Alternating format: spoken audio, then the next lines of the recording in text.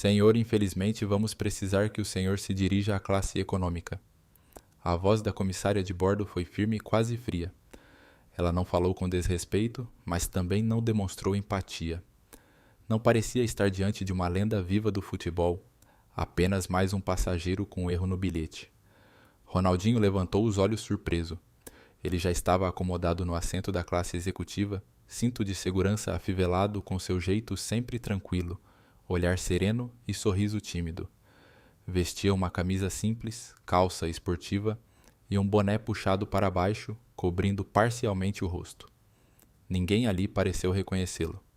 Mas esse é o meu assento, respondeu ele com voz baixa, estendendo o cartão de embarque com os dedos marcados pelo tempo e pelas batalhas travadas nos gramados do mundo inteiro. Houve um remanejamento, disse a comissária sem rodeios. Estamos com overbooking. Outro passageiro pagou tarifa cheia. O senhor precisa se retirar agora. Nenhuma explicação, nenhum pedido de desculpas.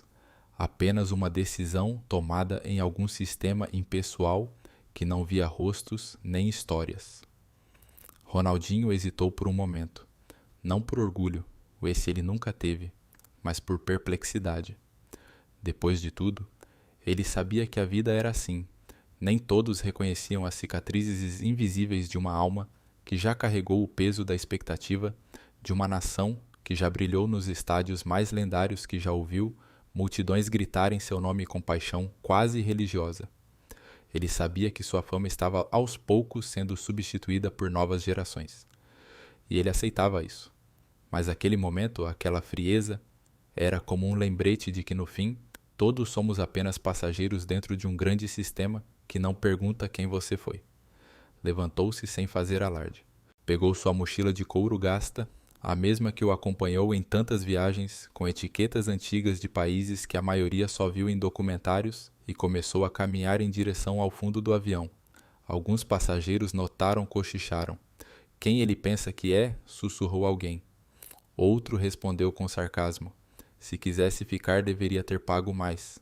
E Ronaldinho, como sempre fez, apenas sorriu de lado com aquela leveza que o mundo inteiro conhecia. Não haveria confronto. Ele não era de reclamar. Nunca foi. 5 fileiras depois, uma criança encostou no ombro da mãe e perguntou baixinho: mãe, é ele? É o do vídeo. O que fazia as embaixadinhas de costas. A mãe, arregalando os olhos, olhou fixamente para o homem que se afastava. É ele sim, e não foram os únicos a reconhecê-lo. Um empresário baixou o jornal franzindo a testa desconfortável. Um rapaz, claramente um ex-jogador das categorias de base, ficou em silêncio encarando. No fundo do avião, um senhor com camiseta da seleção brasileira puxou o celular e começou a digitar algo freneticamente. Mas antes que Ronaldinho chegasse ao final do corredor, algo aconteceu. A porta da cabine do piloto se abriu com um leve estalo. Um homem alto de uniforme impecável, com insígnias douradas no peito e um brilho determinado nos olhos, deu 2 passos para fora e olhou em direção à cabine. Seus olhos procuraram, escanearam até pararem no homem de boné, agora quase passando despercebido. Com licença, sua voz ressoou pelo avião com clareza militar. Há alguma razão para Ronaldinho Gaúcho não estar sentado no assento que lhe foi atribuído. O avião parou. A comissária congelou. O silêncio se espalhou como uma onda. Capitão, houve um problema no sistema. A reserva? Mas ele ergueu a mão. Basta. Caminhou com passos firmes em direção a Ronaldinho, como se marchasse em direção a um herói. Parou diante dele e disse: Senhor, meu nome é Rafael Almeida. Eu sou o piloto deste voo. E o senhor não se lembra de mim, mas eu me lembro de cada detalhe. Ronaldinho piscou confuso. Em 2005, senhor, eu era só um menino em Belo Horizonte. Eu via seus jogos com meu pai. Eu chorava de alegria vendo suas jogadas. E numa das piores fases da nossa vida, quando perdemos quase tudo, foi o seu sorriso, a sua leveza, o seu jeito de jogar bola que nos deu força para continuar. Rafael respirou fundo. Naquele ano meu pai disse: se um dia você encontrar esse cara, você agradece. Ele não só joga bola, ele salva pessoas sem nem saber. O piloto então parou, tirou o boné se colocou em posição de sentido e estendeu a mão. Hoje é esse dia. Ronaldinho, visivelmente emocionado, apertou a mão do piloto. Alguns passageiros começaram a aplaudir timidamente. Rafael se virou para a comissária. Encontre a pessoa que ficou com o assento dele. Mude ela para o meu lugar. Eu pilotarei do assento auxiliar se for necessário. Mas Ronaldinho Gaúcho senta aqui. Ronaldinho tentou protestar. Não precisa disso, meu irmão, tá tudo certo. Mas Rafael sorriu. Com todo respeito, senhor. Precisa sim. A comissária, agora visivelmente constrangida, murmurou um pedido de desculpas. O passageiro que ocupava o assento originalmente atribuído a Ronaldinho levantou-se rapidamente sem questionar. Rafael acompanhou Ronaldinho de volta até a poltrona executiva como se escoltasse um rei, mas um rei descalço sorridente que nunca pediu coroa. Quando ele se sentou, o avião inteiro irrompeu em aplausos. Algumas pessoas choravam. Outras apenas sorriam em silêncio como se tivessem presenciado algo raro, a justiça silenciosa da gratidão sendo restaurada diante de seus olhos. Ronaldinho não precisava daquele assento. Nunca precisou de palco para ser lenda. Mas naquele instante, o mundo lembrou mesmo que por alguns minutos que os verdadeiros ídolos não desaparecem. Eles apenas seguem sorrindo, mesmo quando o mundo tenta esquecê-los. Após o aplauso espontâneo no avião, o ambiente aos poucos retomou sua tranquilidade. Mas algo pairava no ar, não apenas admiração, mas também uma certa vergonha coletiva. Era como se cada pessoa presente tivesse sido colocada diante de um espelho, que refletia não apenas suas ações, mas também suas omissões. O homem que acabara de se sentar novamente em seu lugar não havia exigido nada. Nenhuma exigência, nenhuma reclamação.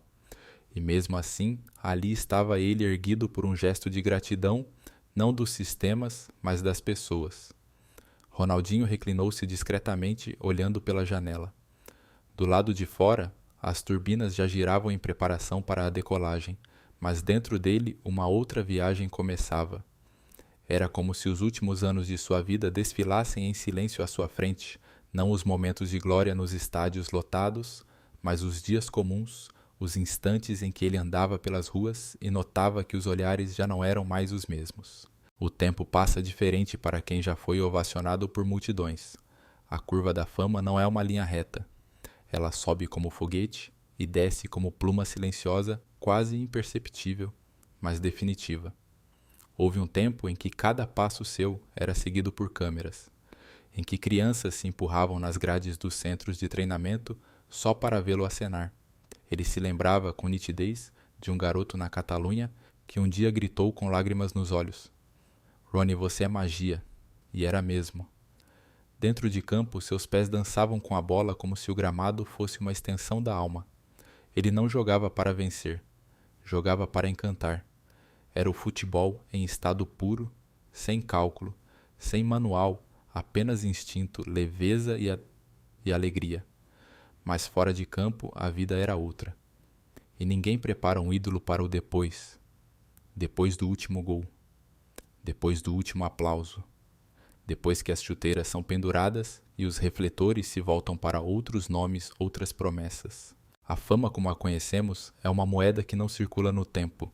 Ela é imediata, intensa, mas volátil. E o que sobra quando ela se vai? Para Ronaldinho sobraram histórias. Muitas delas. Algumas divertidas, outras dolorosas. Como a vez em que, parado em uma fila de imigração, foi tratado como qualquer um, e ele entendeu. Ou quando, num restaurante simples de Belo Horizonte, um garçom se aproximou e disse: "Você já foi o melhor do mundo, né?" Usando o tempo verbal, como quem fala de um pôr do sol, que já se apagou. Ele sorriu como sempre. Mas aquele já foi pesou mais que qualquer falta recebida em campo. Por outro lado, existiam momentos como aquele no avião. Momentos em que ele percebia que sua história não havia sido em vão. Que mesmo sem querer, ele havia deixado marcas profundas, não em troféus, mas em pessoas. Em corações. E talvez pensou ele esse fosse o maior troféu de todos. Ser lembrado não pelos títulos, mas pelo que causou nas almas que o assistiram. Pela esperança que plantou em meninos que, como Rafael, cresceram acreditando que a beleza também pode vencer. que o sorriso também é uma arma, que jogar com alegria é em si um ato de resistência. Ao seu lado, um senhor de cabelos brancos o observava discretamente. Depois de alguns minutos de silêncio, falou com sotaque espanhol. Perdão, maestro, mas posso dizer algo? Ronaldinho virou-se com gentileza. Claro, amigo. O homem sorriu. Sou argentino. E vi você jogar contra nós muitas vezes. Sofri com seus gols, confesso.